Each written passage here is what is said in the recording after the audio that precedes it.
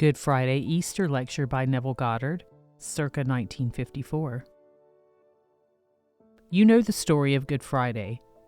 A man is in a garden, it's nighttime, and one called Judas comes in search of him, seemingly to betray him. He comes into the garden and it's dark, so he asks the simple question, "Where is Jesus?" Then the voice in the dark answered, "I am he." We are told in the story they all fell to the ground. When they regained their composure, they asked the same question, "Where is Jesus?" Again the voice answered, "I have told you that I am he." This time Judas kisses him, and the voice said to him, "Now that you have found me, let all else go, but do not let me go. And what you have to do, do quickly." Then Judas goes out and commits suicide. Now, when you read the story, you might think that the drama took place in a garden. No, that drama must take place in the mind of man, for this is all about rebirth. It takes a man, a normal man, a man of sense, but hidden in that man, and bound hand and foot, is the second man that rebirth loosens and lifts up. And that second man is God. So the mystery is all self, and he uses the word mystery no less than 18 times.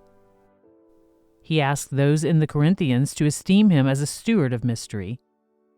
Then he said, "Great is the mystery, God was manifest in the flesh." Then he spoke of the greatest of all mysteries, the one hidden from the foundation of the world. Christ in you is the hope of glory, Christ in man. Not Christ in the pages of history, but God in man must be awakened. And this is the technique by which he is awakened. Now come closely with me and let me take you into the garden of your own mind. Right now, just imagine you are in a sick room of some wonderful hospital, a ward. You see the case history. You heard the verdict of the doctor, and the man, seemingly, is dying. What would save that man from such a verdict? What would save him? A state of health by which he would rise from that bed and become a normal, healthy person in this world. That would save him. Now, look into your mind's eye and define carefully the solution of a particular problem. When you define the solution to the problem, do you know what you are actually seeing? You are seeing Jesus, for Jesus means to save. So the state that would save that man from what he is the state of health. That is the Savior. The story is, "Now that you have found me, let all else go, but do not let me go."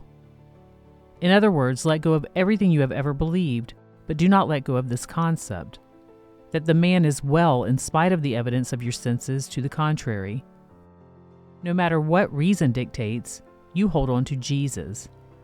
Jesus being that the man is healthy. You hold on to it, and you touch it by becoming intensely aware of it. That's the only way to touch a thing. Let me tell you of something that happened only last Friday. I have a friend in this city who I met recently, and he gave me a very sad story. He was up against it. He had borrowed money and he can't pay it back. Things are just going from bad to worse. While shaving, you don't have to go into some church to find him while shaving. I thought of him and I instantly, while in the act of shaving, imagined I was speaking to my wife, and I said to her, "Isn't it wonderful the good news concerning George?" Then I allowed her in my imagination to say, "Yes, isn't it wonderful?" 3 hours later, he called me to tell me it's so good he doesn't know what really to take. He said that in the immediate present, 2 wonderful jobs are offered to him. Jobs he can do and do well. Both are great and he doesn't know which one to take. Now he has another problem.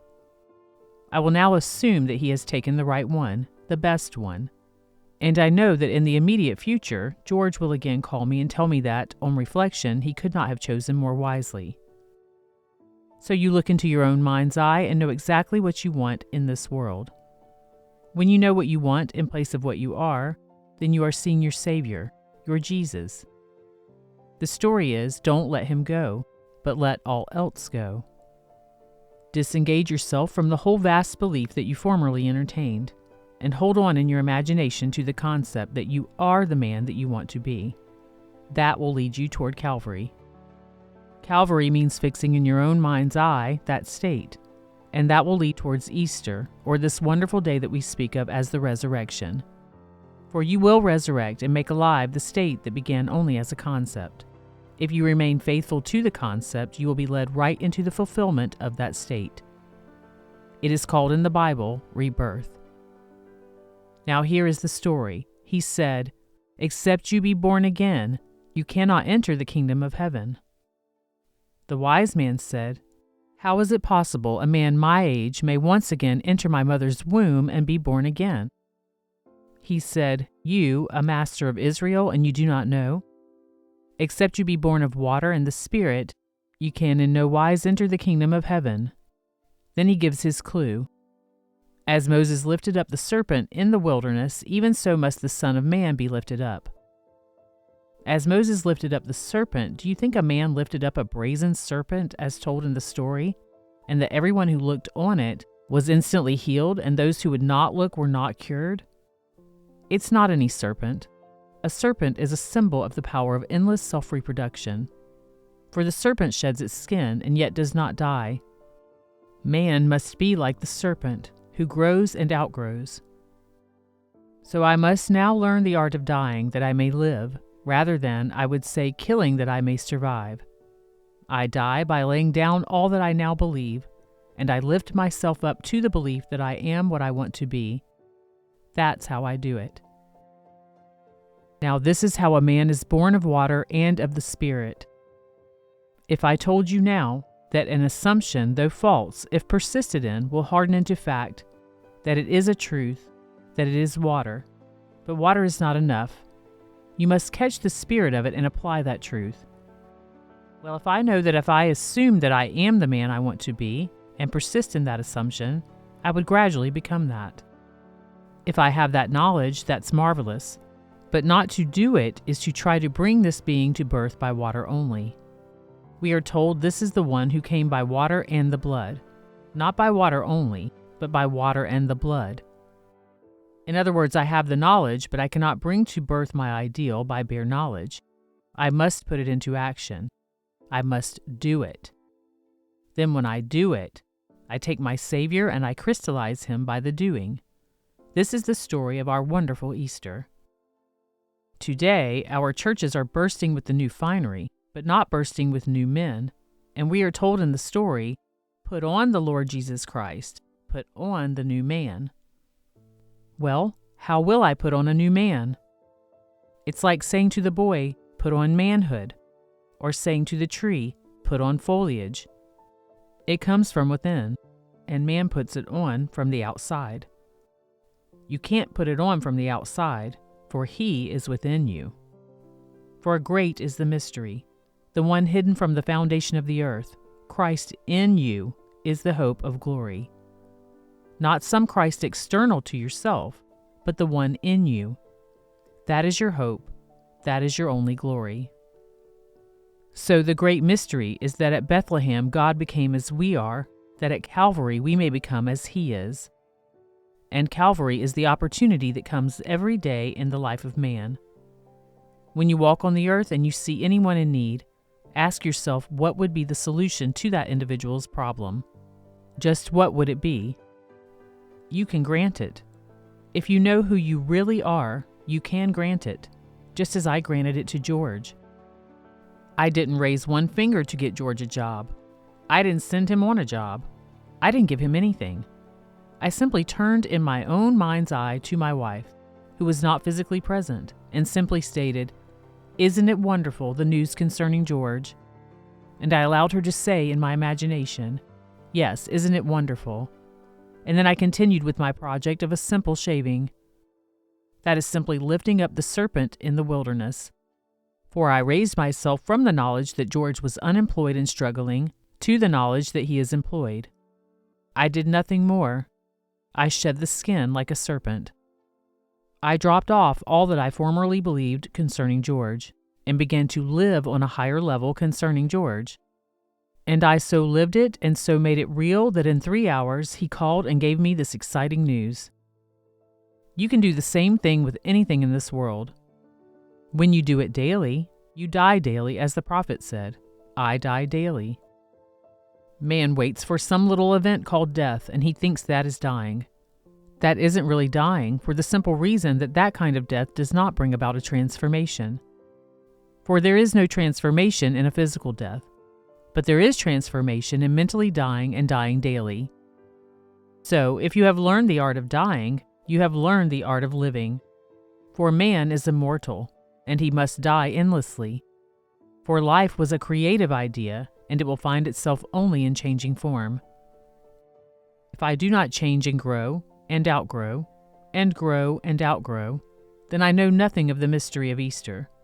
For Easter is really the greatest of all mysteries. It's when man awakens within himself from his birth at Bethlehem, and he awakens as God. That's the story of Easter.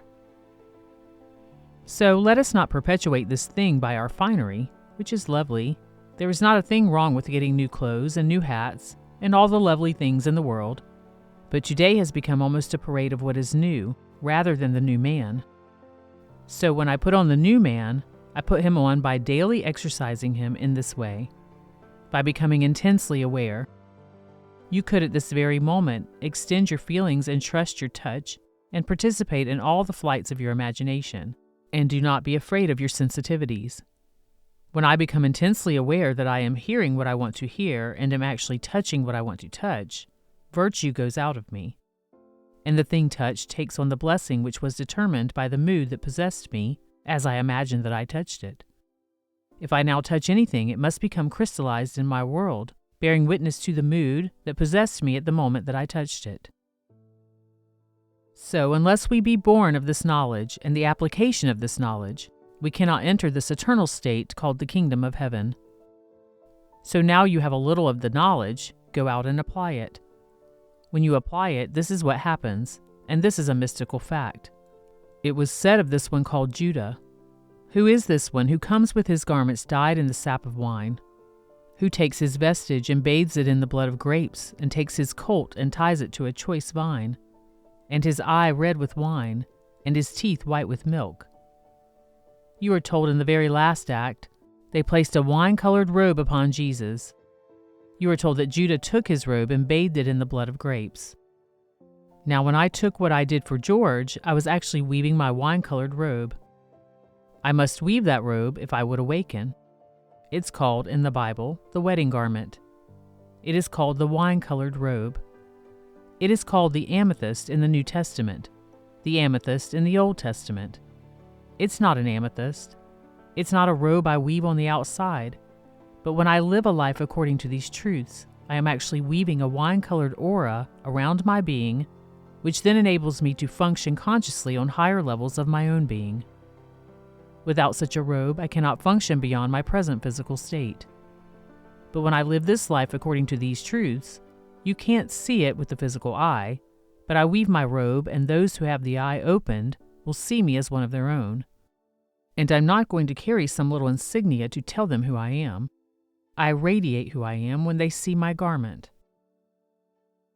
So when we are told, Judah comes and he takes his wonderful robe and he bathes it in the blood of grapes, it's not a man who takes off a robe, for the garment in the Bible is what a man wears mentally. So if I take my mind and I apply it, actually all day long, but not confining it on one simple little thing as I did for George, but in the course of a day I have unnumbered opportunities to weave this wonderful robe by simply hearing good news for others. If I hear only good for others and trust what I hear as though I heard it, I am actually taking my robe and bathing it in the blood of grapes. You wonder why he called himself the vine? He said, "I am the vine, and ye are the branches. Unless the branch be rooted in the vine, it has no life." Well, every man in the world is a branch rooted in me, the vine, and he ends in me, as I am rooted in an end in God. Now that can be said of every man in the world. While you look at me and can hear me, you too can say it. Although I have just made this claim, you are rooted in me, you can claim that I am rooted in you, and I end in you, as you are rooted in and end in God. If you know it, then it is your duty to lift up every man in this world. No one must be discarded.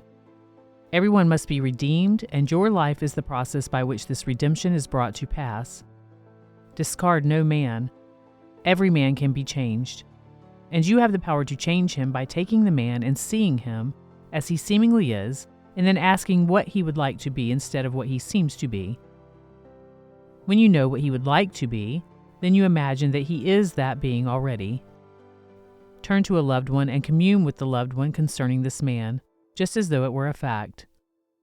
When you do it, trust it, touch it, and believe it. And I will tell you that man will become the embodiment of what you have imagined him to be. This is Easter, and Easter comes not once a year. Easter is a daily opportunity to simply die that you may live. For here it is said, if any man would come after me, let him deny himself and take up his cross daily and follow me. Any man. Well, how would I take up my cross and follow after this idea? First, I am told I must deny myself. Usually, man thinks that means giving up something he loves, giving up the pleasures of the table, or giving up something of which he is especially fond. It hasn't a thing to do with giving up external things. It is, a man must deny himself, and a man's true self is made up of the sum total of all that he believes, all that he accepts as true, all that he consents to. So if I consent to a man dying, then I must deny that concept, that self, and put in its place the embodiment of a healthy being. When I do that, I can follow after this idea. You can take this principle and apply it to everything in this world. If it's not some tangible thing on earth you want, take some noble concept of a man. Take a man that you would love to see in this world. Dream of that man actually walking this earth and identify yourself with that man. Associate yourself in your own imagination with that, as if you were he. When you actually feel that I am he and continue in that state, then things begin to unfold to bear witness to the truth of your assumption. You try it. So remember, Easter is the art of dying that you may live. And this reminds me of that wonderful poem of the death of Abdullah and what he said at the end of it all. He appeared among all the mortals, and they were weeping and kissing his worn-out body, and he turned to them and said, I am not the thing you kiss. Cease your tears and let it lie. It was mine. It is not I.